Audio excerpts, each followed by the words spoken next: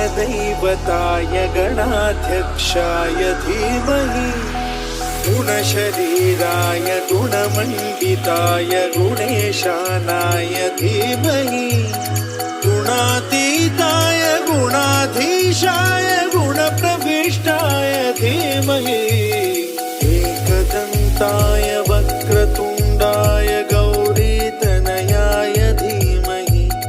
गजेशानाय भालचन्द्राय श्रीगणेशाय धीमहि